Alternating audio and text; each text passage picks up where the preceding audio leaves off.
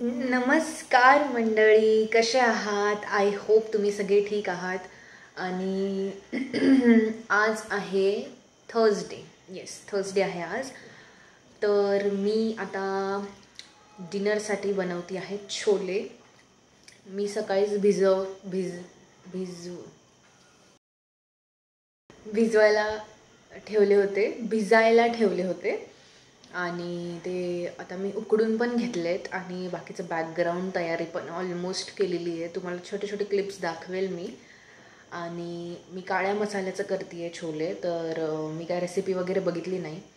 आणि Punjabi chole may be दुसऱ्या रेसिपीने किंवा काही दुसऱ्या पद्धतीने बनवत असतील, पण मी तेच ऑथेंटिक जसं आपण नॉर्मल भाज्या बनवतो मी तसंच बनवेल.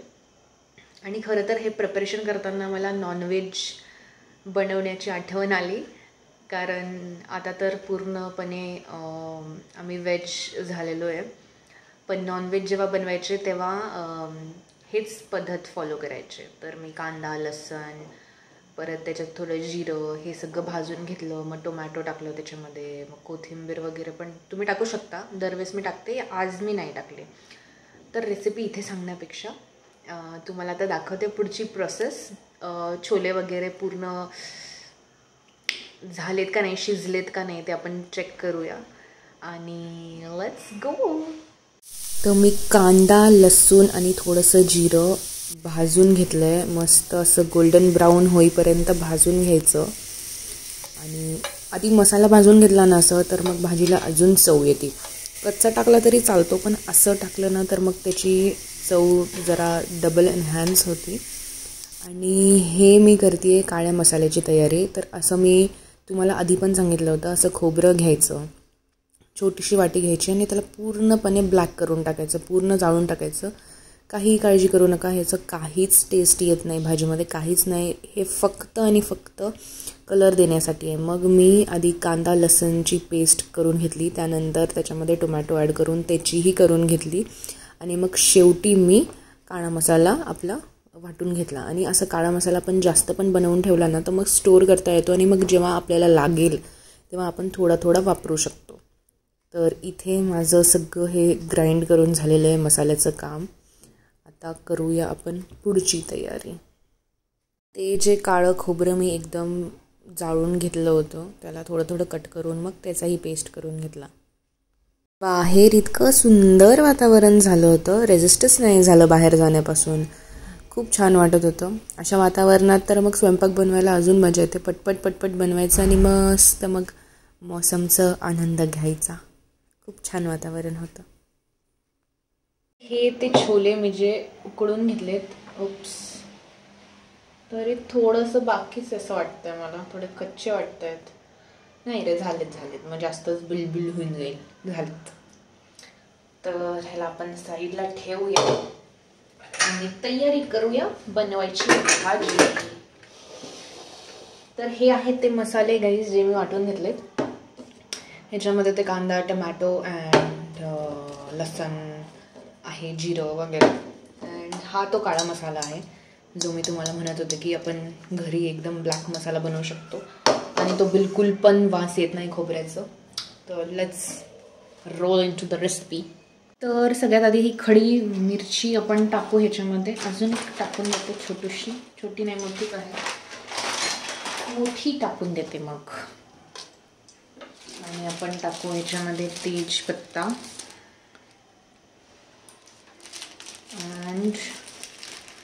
and what else we have, cinnamon आहे छोटं, ते पण टाकून देऊ. बरं आहे छोटं मला ते मोठं एकदम मग ते दातात येतं. हे टाकून देऊ बस. हे खडे मसाले छान भाजलेत. आता ह्यामध्ये आपण आपली पेस्ट टाकूया.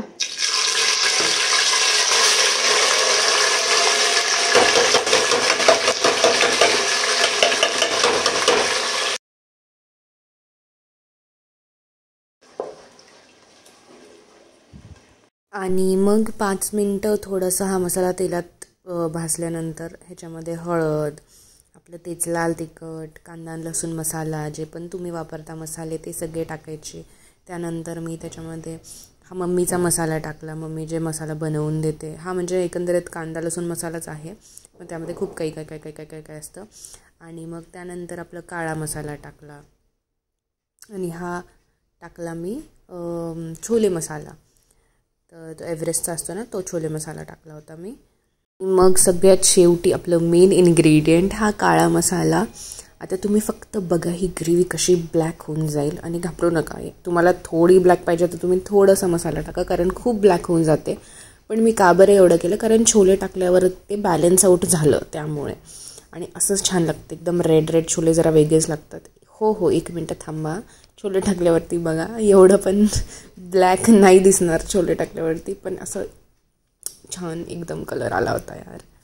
त्यानंतर मी ह्याच्यामध्ये छोले टाकून घेतले आणि बघा तुम्ही आता असेच पाहिजे ना छोले, असे तर पाहिजे. उप्स, मिसहॅप्स माझ्याकडनं नाही होईल असं होत नाही, पण असे तरी पाहिजे यार, म्हणजे थोडंसं एकदम छान त्याला कलर आला पाहिजे. आणि मग मी ह्याच्यामध्ये जेवढं आपल्याला लागेल तेवढं पाणी टाकलं आणि मी थोडंसं घट्ट बनवलं. मग एवढं पातळ नव्हतं बनवलं, म्हणजे हे पाणी आधी टाकलं होतं, त्यानंतर त्याला छान आटू दिलं आणि मग थोडंसं घट्ट होतं ते. त्यानंतर मस्त कांद्याचा सॅलड बनवला, पापड भाजले आणि मस्त जेवलो.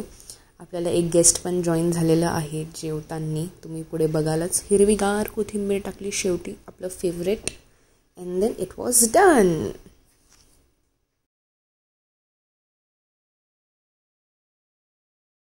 आणि हो, मी जिरा राईस पण असं परतून घेतला होता. हा इंद्रायणी तांदूळ आणि ह्याचा जिरा राईस इतका टेस्टी लागतो, खूप मस्त.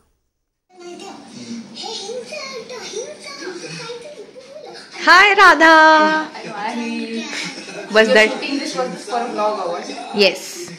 So I'll again be in the vlog. Yes. So excited. Thanks. Thank you so much. Now you have to give the reviews. I'll eat first and then Yeah. मी आता वाढते. Maggie has made this yummy food for us guys. ये हे big बॉसचं जे background येतं त्याने कॉपीराईटचं नाही येणार. नाही ते गाणं. This is jeera rice. चपाती मी नाही बनवली आहे, चपाती पण, पापड पण आहे. तर आता आपण जेवूया. आणि मग जेवल्यानंतर थँक्यू बाय. तर राधिका वाघ, कसे वाटले तुम्हाला? यार जरा आवाज कमी कर ना ब्रो. खूप माही, खरंच सांग, खूप छान. हे खरंच असेल मग, कारण एवढं तारीफ करत नाही. Thank you so much for having me over. मला जीव घालायला वारंवार. तरी खूप दिवसांनी भेटलोय आपण, खूप महिन्यांनीच वाटतंय असं. तर आय एम ग्लॅड की तुला आवडलं. नाही तर ही फक्त म्हणते की हो छान आहे, दॅट्स इट. आज तिला खरंच आवडलंय आय गेस, किंवा तिला खूप भूक लागली आहे त्याच्यामुळे पण असं असू शकतं की. मला नेहमीच आवडतो तू चांगलंच बनवते सगळं, पण तू बोलत नाही. बोलत नसेल, that's a different story. Yes, okay, आता खाऊ दे मला.